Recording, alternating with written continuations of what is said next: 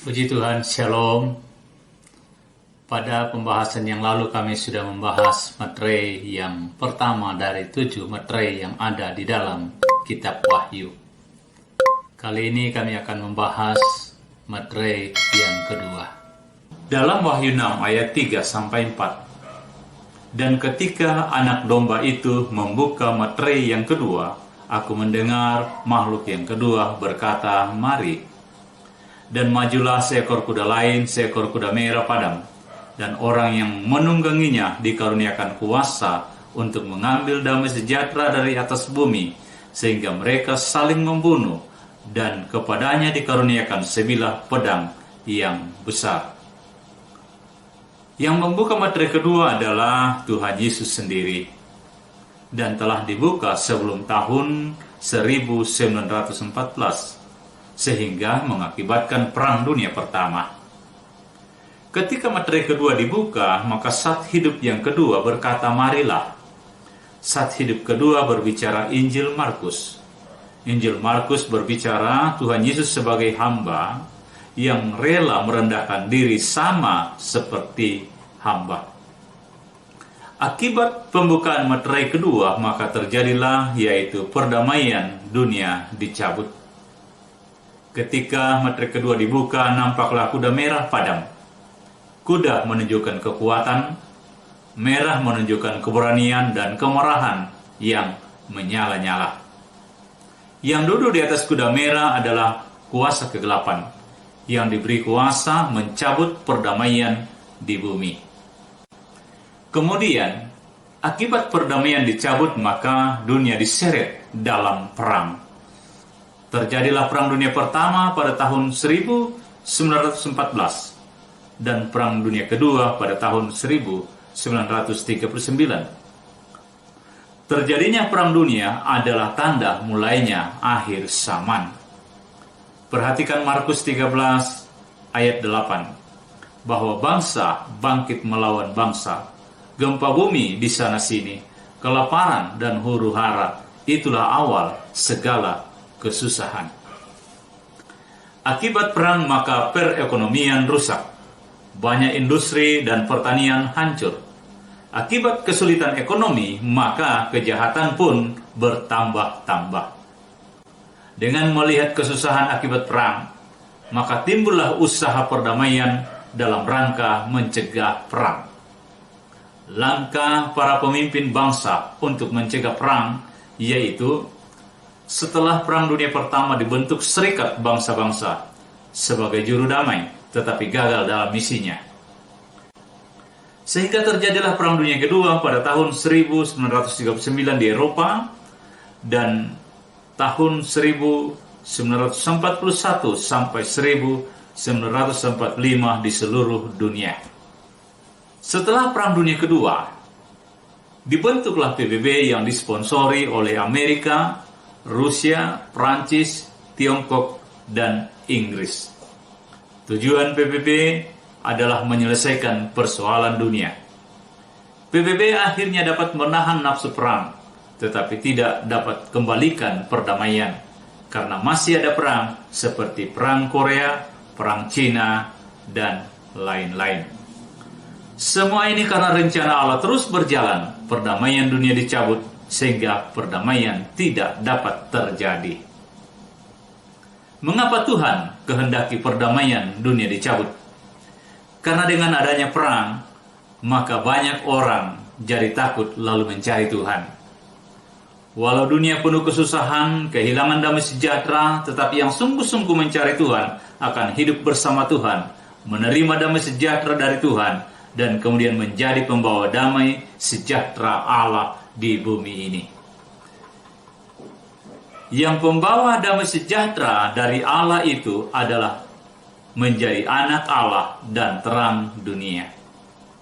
Masa berlakunya materai kedua di mana kuda merah beroperasi adalah sejak Perang Dunia Pertama sampai Perang Harmagedon selesai. Perang Dunia Ketiga akan terjadi pada peniupan sangkakala yang ke-6. Sedangkan Perang Harmagedon adalah perang antara Tuhan dan manusia, terjadi saat sangkakala ke-7 bersamaan dengan bokor murka Allah yang ketujuh, yaitu pada kedatangan Tuhan Yesus yang kedua. Perang Harmagedon akan mengakhiri kekuasaan antikris, maka berakhirlah zaman antikris.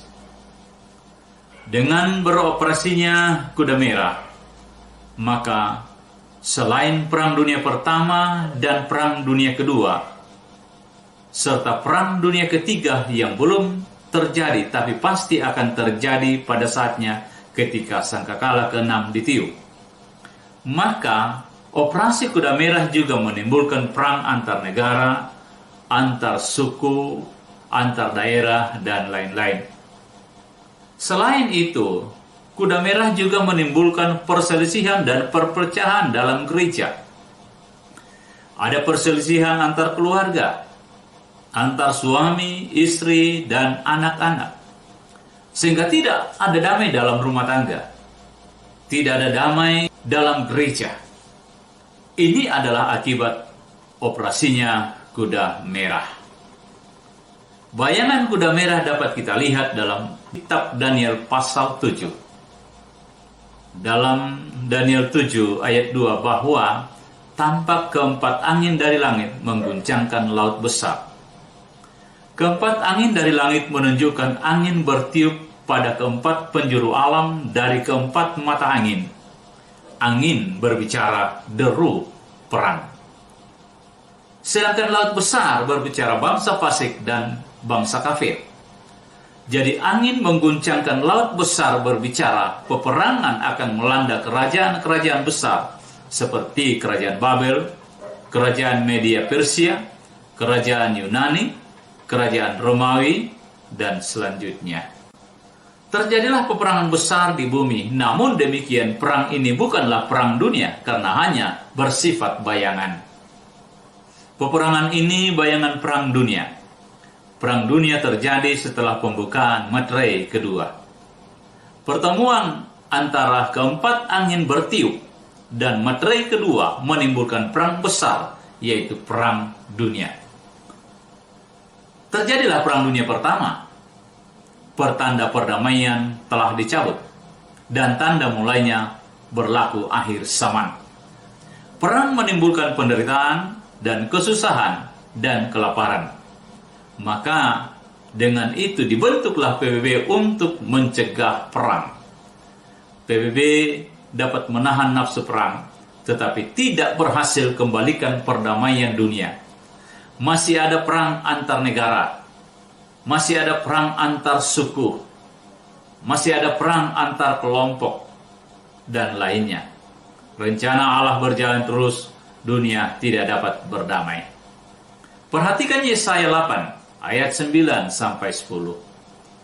Ketahuilah hai bangsa-bangsa, dan terkejutlah, perhatikanlah ya segala pelosok bumi, berikat pingganglah dan terkejutlah, berikat pingganglah dan terkejutlah.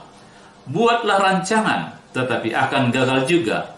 Ambillah keputusan, tetapi tidak terlaksana juga, sebab Allah menyertai kami.